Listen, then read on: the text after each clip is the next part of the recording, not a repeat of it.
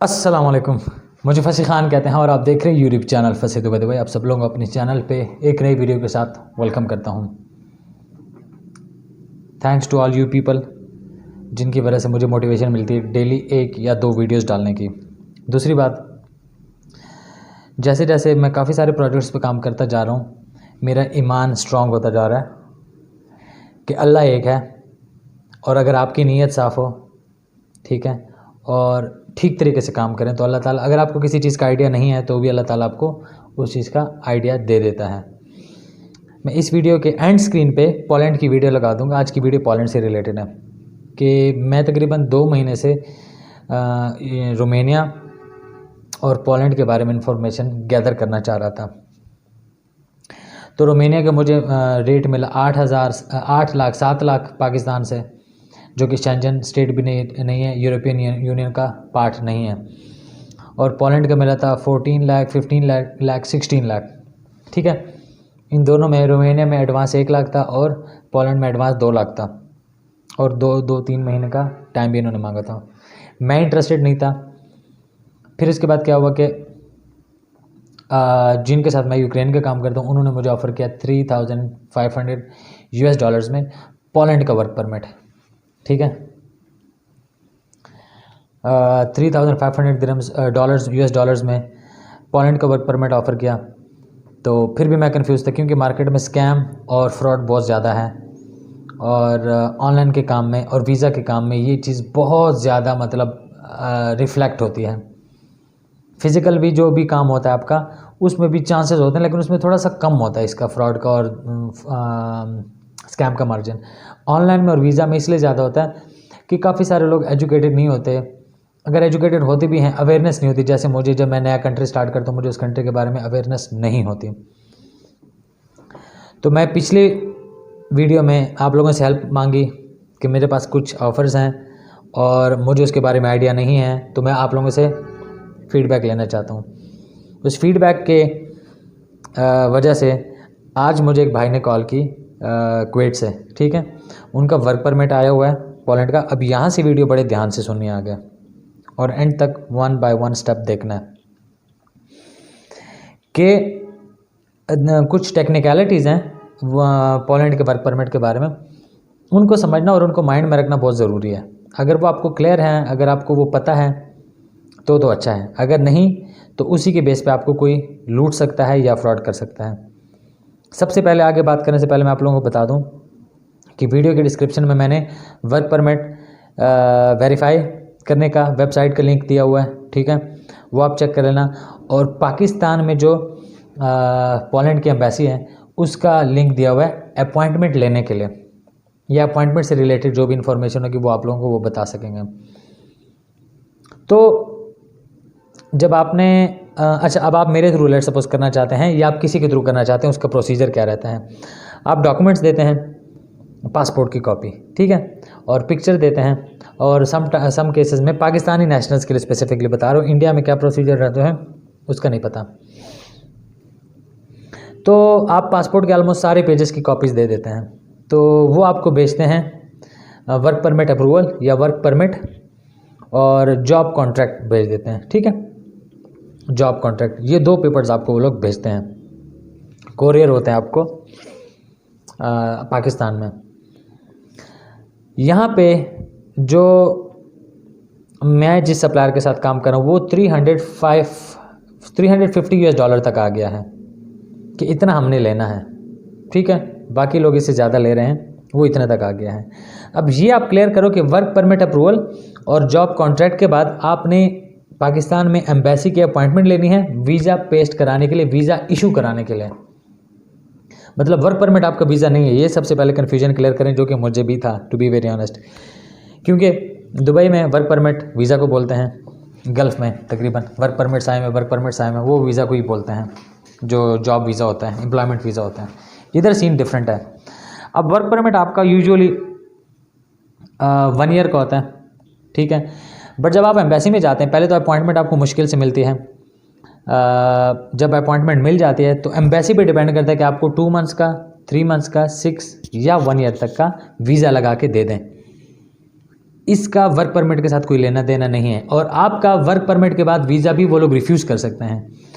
तो जो आपने $350 दिया हुआ है वो रिफंडेबल नहीं है, वो जॉब कॉन्ट्रैक्ट के हैं और वर्क परमिट के पैसे हैं, ठीक है। जॉब कॉन्ट्रैक्ट और वर्क परमिट के वो पैसे हैं। मैं ऐसे करने लगा था, ऐसे एनीवे वो जॉब कॉन्ट्रैक्ट के और वर्क परमिट के पैसे हैं, तो वो रिफंडेबल नहीं है, क्योंकि उसका इसके साथ कोई लेना देना नहीं है कि आपको एम्बेसी वीज़ा रिफ्यूज़ कर रही है या पेस्ट करके दे रही है। और अपॉइंटमेंट्स मुश्किल से मिलती हैं और मुश्किल से मिल रही हैं, ये भी उन भाई का कहना था, और वाकई में मुश्किल से मिल रही, क्योंकि मुझे एक पिछले दिनों 2-3 दिन पहले पेड अपॉइंटमेंट थी, उनके पास वर्क परमिट आया हुआ है लेकिन उनको एम्बेसी की अपॉइंटमेंट नहीं मिल रही और उनको समझ नहीं आ रही, ठीक है। मैं नीचे दोनों लिंक्स दे दूंगा, वर्क परमिट आप कैसे वेरीफाई कर सकते हैं और एम्बेसी की फ़ीस आप कैसे एम्बेसी की अपॉइंटमेंट आप कैसे ले सकते हैं, उन दो वेबसाइट्स के थ्रू। नीचे डिस्क्रिप्शन में वो व्हाट्सअप नंबर की डिस्क्रिप्शन में लिंक्स गिवन होंगे। एनीवे, तो वर्क परमिट तक का आपने 350 दे दिया, या जिसने जितना भी आपसे ले लिया वो कोई रिफ़ंड नहीं करेगा मेनली, ठीक है। बट इस पर इतने ज़्यादा पैसे नहीं आए होते, लोग एजेंट कंसल्टेंट्स ज़्यादा लेते हैं। एनीवे, अब आपका वीज़ा आ गया, आपका वीज़ा लग गया, जो कि यूजुअली 1 ईयर तक का लगता है। उसके बाद आपने वहाँ पे उस मतलब 1 ईयर का है या 6 मंथ्स का है या 2 मंथ्स का वीज़ा आपका एम्प्लॉयमेंट वीज़ा है, उसके एक्सपायर होने से पहले पहले आपने TRC लेनी है, टेम्परेरी रेजिडेंस कार्ड लेना है। वो भी यूजुअली 1 ईयर या 2 ईयर्स का लगता है, बट यूजुअली 1 ईयर का लगता है इनिशियली, और वो भी रिफ्यूज़ हो सकता है, ठीक है, बट लग जाता है। अगर रिफ्यूज़ हो गया तो आपको वो वीज़ा का टाइम पीरियड ख़त्म होने के बाद वापस आना पड़ेगा। अगर वो एक्सेप्ट हो गया और लग गया तो फिर आपको वहाँ पे अपना काम करना और फिर फर्दर अपना TRP की तरफ आपने जाना है, ठीक। और वर्क परमिट आपके अप्रूवल में 2 to 3 मंथ्स का टाइम लग सकता है, ये भी आपने माइंड में रखना है। जब आप 350 दे देंगे या जितने भी जिसको दिए हैं, उसके बाद आप 2-3 महीने के लिए आराम से पॉपकॉर्न्स खाते रहो। और फिर वीज़ा जब आपने एम्बेसी अपॉइंटमेंट ले लें, उसमें भी आपका टाइम लग सकता है, काफ़ी सारा टाइम लग सकता है, बहुत मुश्किल से आजकल मिल रही है, ठीक है। और जब आप पोलैंड जाओगे तो वहाँ पे TRC जो है उसके 7 to 8 मंथ्स लग जाते हैं। अप्लाई फ़ौरन हो जाता है, बट वो कार्ड आने में और वो पूरा प्रोसेस मतलब कंप्लीट होने में आपका 7 to 8 मंथ्स लग जाते हैं। दूसरी बात कि यहाँ से एम्बेसी आपको जो वीज़ा आपको दे सकती है वो दे सकती है सिंगल एंट्री का वर्क परमिट पे, जो आपको एम्प्लॉयमेंट वीज़ा मिलेगा, कि मतलब आप उस पर एक दफ़ा जा सकते हैं और एक दफ़ा वापस आ सकते हैं। डबल एंट्री का दे सकती है, मतलब एक दफ़ा जा सकते हो, वापस आ सकते हो, फिर भी जा सकते हो, डबल एंट्री। तो और फिर है मल्टीपल एंट्री। मल्टीपल एंट्री में आपकी मर्ज़ी है जितना भी आपने करना है। तो ये चीज़ आपने क्लियर करनी कि वर्क परमिट में और एम्प्लॉयमेंट वीज़ा में फ़र्क है। अब दूसरी बात मैं क्या रेकमेंड करूँगा यहाँ पे, वो ये, क्योंकि मैं ज़्यादातर कंट्रीज़ का तो काम नहीं कर रहा शेंजन में से, ये पहला शेंजन स्टेट है आउट ऑफ 26-27 में से, मतलब यूरोपियन यूनियंस के जो 26-27 कंट्रीज़ हैं कि जिस पे मैंने काम किया है। अब मैं अगर कंपेयर करूँ माल्टा के वर्क परमिट से रिलेटेड, ठीक है, तो माल्टा का कोई एम्बेसी नहीं है पाकिस्तान में, माल्टा कंट्री है एक्चुअली, ठीक है, खाने वाले माल्टे की बात नहीं कर रहा। तो माल्टा का कोई है नहीं। पोलैंड का मतलब एम्बेसी भी है, और आगे अब जितना मैं इसको स्टडी कर रहा हूँ मुझे खुद समझ आ रही है, और इसका पॉसिबल है पाकिस्तानी नेशनल्स के लिए कि ईज़िली वर्क परमिट्स मतलब ईज़िली तो ऑफ कोर्स नहीं कहना चाहिए, मतलब वर्क परमिट्स ठीक है, वैलिड है, समझ आती है। मुझे आज से 3-4-5 महीने पहले भी लोग कहते थे कि आप इस पर काम करें, और ऑफ कोर्स आप लोगों की वजह से ही मैं कुछ ना कुछ अपना इम्प्रूव करता रहता हूँ, और डिफरेंट सेक्टर्स और डिफरेंट कंट्रीज़ की तरफ मैं जाते रहता हूँ। तो थैंक्स टू यू भाई, उन्होंने कहा था मेरा नाम मत लेना, उनका वर्क परमिट आया हुआ है, उनकी अपॉइंटमेंट भी लग चुकी है एम्बेसी की। I wish you best of your luck. आप कुवैत से हैं माशाल्लाह, 14-15 ईयर से वहाँ पे काम कर रहे हैं, और मैं सीरियसली सल्यूट करता हूँ आपको कि मतलब आपने मुझे अप्रोच किया और आपने मुझे कहा कि मेरे पास कुछ इन्फॉर्मेशन है पोलैंड से रिलेटेड, मैं आपके साथ शेयर करता हूँ, आप किसी के साथ शेयर करेंगे तो किसी का भला हो जाएगा। ऐसे बहुत कम लोगों की सोच होती है। तो और हर वो बंदा जिसके पास कोई इन्फॉर्मेशन है, आप ये कभी भी मत सोचें, मतलब जब मेरे पास इन्फॉर्मेशन आ गई, इंसान है, शैतान दिमाग में आता है, ठीक है, कि यार ये आपके धंधे की बात है, अगर आप ये वीडियो में बताओगे तो फिर आपसे कौन सर्विस लेगा। ऐसा नहीं है, ईमान है अपना कि जो रोज़ी रोटी अल्लाह ताला ने नसीब में लिखी है वो मिलेगी। वो भले मैं इन्फॉर्मेशन शेयर करूं या अपने तक रोक लूँ, ठीक है। तो मैं इनकरेज ये करूँगा कि अगर आपके पास कोई इन्फॉर्मेशन है जिससे आपको लगता है कि हम फंसी दुबई दुबई पे, उस इन्फॉर्मेशन को शेयर करके अवेयरनेस स्प्रेड कर सकते हैं, तो जिससे ये होगा कि स्कैम से लोग बच जाएंगे और फेक चीज़ों से लोग बच जाएंगे। क्योंकि मुझे आज जितना मैं कॉन्फिडेंट हूँ पोलैंड को लेके, इतना मैं उस वीडियो में नहीं था जो कि मैं इस वीडियो के एंड स्क्रीन पे लगाने वाला हूँ। उस वक्त मैं ऐसा मासूम सा इनोसेंट सा था। अभी मैंने किसी को पैसे भी नहीं दे दे, और जब मैंने अगर प्रोसेस करने भी हैं तो मेरे जेब से पैसे नहीं जाएंगे, लेकिन क्योंकि मेरा केयर ऑफ यूज़ होगा इसलिए मैं डरा हुआ था। और सेम सिंगापुर के बारे में भी यही था, और सिंगापुर को जब हमने स्टडी किया तो वो फेक और स्कैम निकला, ठीक है। तो खैर ये कुछ डिटेल्स थी। इस पर अगर अभी भी किसी को लगता है, ठीक है, एक भाई ने कमेंट किया हुआ है, उसका रिफ्यूज़ हुआ था। अगर आप भाई देख रहे हैं, आप प्लीज़ मुझे व्हाट्सअप करें, आप मेरे साथ शेयर करें कि आपका क्यों रिफ्यूज़ हुआ था। क्योंकि जिस भाई ने मुझे इन्फॉर्मेशन आज दी उन्होंने आपका स्क्रीनशॉट मेरे साथ शेयर किया कि उन भाई से पूछो कि क्यों रिफ्यूज़ हुआ था, सो दैट हमें थोड़ी इन्फॉर्मेशन मिल जाए। और रिफ्यूज़ल के बाद आप फिर से भी वर्क परमिट के लिए अप्लाई कर सकते हैं। और यहाँ पे एक और चीज़ मैं क्लियर करूँ कि वर्क परमिट मतलब एम्प्लॉयमेंट वीज़ा और विजिट वीज़ा और स्टडी वीज़ा में फ़र्क होता है। स्टडी वीज़ा और एम्प्लॉयमेंट वीज़ा के लिए आपको बैंक स्टेटमेंट चाहिए होती है। वर्क परमिट के लिए, एम्प्लॉयमेंट वीज़ा के लिए आपको बैंक स्टेटमेंट नहीं चाहिए होती है। सिर्फ आपका पासपोर्ट का होना ज़रूरी है और आप ठीक फिजिकल हो, मेंटली हो, बस दैट्स इट।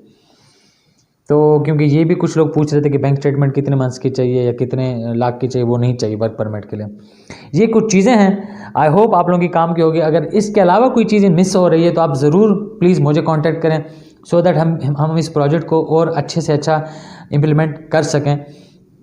और मैं काफ़ी अब मोटिवेटेड हूँ कि यार ये चीज़ पॉसिबल है, डूएबल है। मुझे लगता था पाकिस्तान से किसी यूरोपियन कंट्री का और शेंजन स्टेट्स का वर्क परमिट नहीं लग सकता, पोलैंड का लग सकता है। क्या है क्या नहीं है, मतलब अब आप काफ़ी सारे लोग कहेंगे जॉब्स नहीं वहाँ पे, मतलब आपको टीआरसी मिल गई है, आप बाकी 26 कंट्रीज़ में टिकट लें और घूम सकते हैं, जो सीधी बात है। मतलब अगर आपने जर्मनी जाना है तो आप पोलैंड का वर्क परमिट लें, वीज़ा लगाएं, वहाँ जाएं और उसके बाद वहाँ से टिकट लें और निकल जाएं जर्मनी वाली साइड पे, ठीक है। उसके बाद जर्मनी में आपने क्या करना है क्या नहीं करना वो एक और बात है, और पोलैंड में भी लीगल तरीके से रहना है या नहीं रहना वो एक और बात है। हाँ, इस चीज़ के साथ कंपनी आपका लेटर ऑफ गारंटी भी देती है, ठीक है। वो उन्होंने अपनी गवर्नमेंट को देनी होती है, ठीक है, कि ये बंदा वर्क परमिट या एम्प्लॉयमेंट वीज़ा ख़त्म होने के बाद वापस जाएगा, एग्जिट करेगा कंट्री से, ठीक है। तो ये फिर कंपनी की रिस्पॉन्सिबिलिटी होती है कि वो आपको एग्जिट भी करवाए और आगे स्लिप ना हो। काफ़ी सारे लोग स्लिप हो जाते हैं, ये भी रियलिटी है, लेकिन ये चीज़ें मतलब कंपनी की रिस्पॉन्सिबिलिटीज़ में आती हैं। आई होप सारी चीज़ें क्लियर हो चुकी हैं, कोई चीज़ मिसिंग नहीं है, फजूल में वीडियो बढ़ाते नहीं हैं।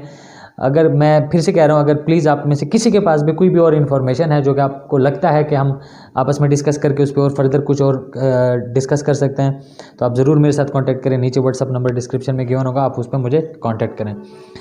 तो अगर अभी तक चैनल सब्सक्राइब नहीं किया तो चैनल सब्सक्राइब करें, बेल आइकन दबा दें, और अगर अभी तक वीडियो पसंद नहीं की तो ज़रूर पसंद करते हुए जाएँ। मिलते हैं किसी और टाइम एक और वीडियो के साथ, तब तक अपना बहुत ज़्यादा ख्याल रखें। अल्लाह हाफ़िज़, बाय एंड टेक केयर।